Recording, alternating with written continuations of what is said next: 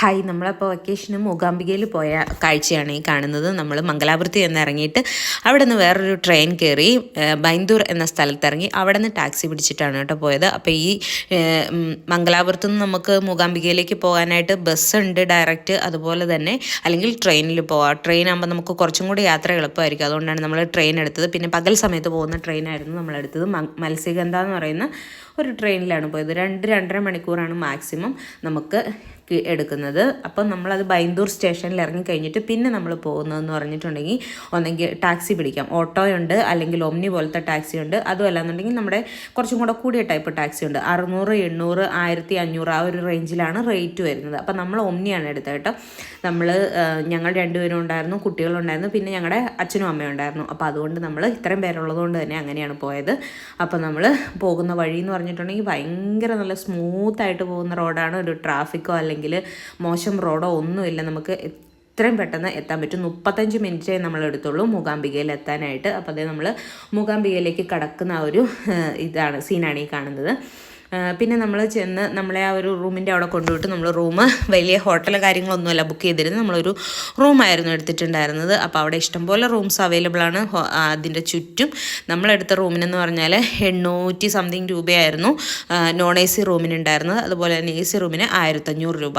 നല്ല അത്യാവശ്യം വലുപ്പമുള്ള, അത്യാവശ്യ സൗകര്യങ്ങളുള്ള, അത്യാവശ്യം നീറ്റായിട്ടുള്ള ഒരു റൂമായിരുന്നു. AC ഇല്ലെങ്കിൽ നമുക്ക് കുറച്ച് ചൂട് ഫീൽ ചെയ്തു, പക്ഷേ അച്ഛനും അമ്മയ്ക്കും അങ്ങനെ ചൂട് ഇല്ലാത്ത ആൾക്കാരായതുകൊണ്ട് അവർക്ക് കുഴപ്പമില്ലായിരുന്നു. അപ്പോൾ ഇതായിരുന്നു നമ്മുടെ AC റൂമിൻ്റെ ഒരു അവസ്ഥ.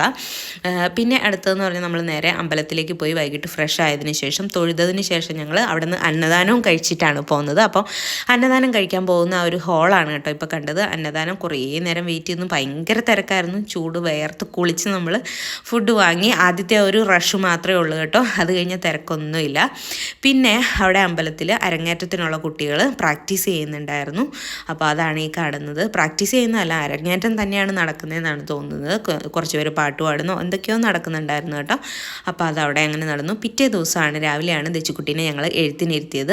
അപ്പം ദച്ചുക്കുട്ടി ഇത് ഏപ്രിൽ 18 ഏപ്രിൽ 18 എൻ്റെ ബർത്ത്ഡേയും കൂടെയായിരുന്നു. അപ്പം ഞങ്ങൾ രാവിലെ തന്നെ പോയി തൊഴുത് പ്രാർത്ഥിച്ചതിന് ശേഷം അവളെ എഴുത്തിനിരുത്താനായിട്ട് കൊണ്ടുവന്നു. അപ്പോൾ അവിടെ 200 രൂപയാണ് നമുക്ക് വിദ്യാരംഭത്തിന് വേണ്ടിയിട്ടുള്ളത്. ആ റെസിപ്റ്റ് നമ്മൾ എടുത്തതിന് ശേഷം അവിടെ ചെന്നേച്ചാൽ മതി. അപ്പോൾ അവർ കാര്യങ്ങളൊക്കെ പറഞ്ഞു തരും. എല്ലാം കുറേ പേരെ ഒന്നിച്ചിരുത്തിയിട്ടാണ് കേട്ടോ ചെയ്യിക്കുന്നത്. നമ്മൾ ഒന്നെങ്കിൽ അച്ഛൻ അല്ലെങ്കിൽ അമ്മയുടെ മടിയിലിരുത്തിയിട്ട് നമ്മൾ തന്നെയാണ് എഴുതിക്കുന്നത്, അവരാരും അല്ല എഴുതുന്നത്. മോതിരം നമ്മുടെ കയ്യിലുണ്ടാവണം, അത് മാത്രമേ ഉള്ളൂ, വേറെ ഒന്നുമില്ല. ബാക്കി എല്ലാവരും തരും.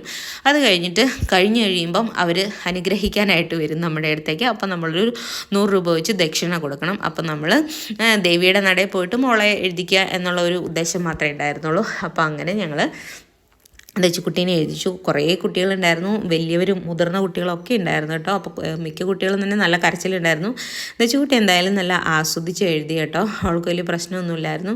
എഴുതിക്കാൻ പോകാമെന്ന് പറഞ്ഞുകൊണ്ടും പിന്നെ അരിയിൽ ഇങ്ങനെ കളിക്കാൻ ഇഷ്ടമുള്ളതുകൊണ്ടും, അരിയൊന്നും നമ്മൾ കളിക്കാൻ കൊടുത്തിട്ടില്ല ഇതുവരെ, ആൾക്ക് കിട്ടിയിട്ടില്ല. അപ്പോൾ അതൊക്കെ കിട്ടിയതിൻ്റെ എഴുതിച്ചതിൻ്റെയൊക്കെ ഒരു സന്തോഷം ഉണ്ടായിരുന്നു. അതുകൊണ്ട് അവൾ കുഴപ്പമൊന്നുമില്ലാതെ എഴുതി. അച്ഛൻ പറഞ്ഞു കൊടുത്ത് എഴുതിച്ചപ്പം പറഞ്ഞു തന്നെ എഴുതി കേട്ടോ. പിന്നെ അത് കഴിഞ്ഞിട്ട് ഞങ്ങൾ നേരെ അവിടെ നിന്ന് ഇറങ്ങി നേരെ ഞങ്ങളൊരു ഹോട്ടലിൽ പോയി നല്ല ഫുഡ് കഴിച്ചു. അതിനുശേഷം കുറച്ച് കളിപ്പാട്ടങ്ങളും കാര്യങ്ങളൊക്കെ വാങ്ങിച്ചു. ഇതിൻ്റെ ഇടയ്ക്ക് നമ്മുടെ വീഡിയോസ് കാണുന്ന 1-2 പേരെ ഞാൻ കണ്ടിട്ടുണ്ടായിരുന്നു. അപ്പോൾ അതൊക്കെ വളരെ സന്തോഷം. അപ്പോൾ ഭയങ്കര തിരക്കിൻ്റെ ഇടയ്ക്കായിരുന്നു കേട്ടോ, അതുകൊണ്ടാണ് ഞാൻ സംസാരിക്കാതെയൊക്കെ ഇരുന്നത് കാര്യമായിട്ടൊന്നും. അപ്പോൾ എനിക്കിങ്ങനെ പുറത്തൊക്കെ വെച്ച് കണ്ടിട്ടുണ്ടെങ്കിൽ സംസാരിക്കാൻ ഭയങ്കര ബുദ്ധിമുട്ടാണ്, അതുകൊണ്ടാണ്.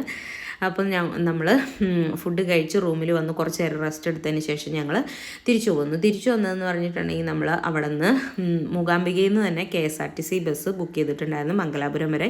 അങ്ങനെ മംഗലാപുരം വരെ KSRTC ബസ്സിൽ വന്നതിന് ശേഷം അവിടെ നിന്ന് ട്രെയിനിൽ പയ്യന്നൂരേക്ക് വരുവാണ് ചെയ്തത്. അപ്പം നമ്മൾ വീട്ടിൽ എത്തിയത് ഏകദേശം ഒരു രാത്രി 8:30-8:45 കൂടിയാണ് പയ്യന്നൂർ എത്തിയത്. അപ്പോൾ ഇതായിരുന്നു നമ്മുടെ ഒരു മൂകാംബിക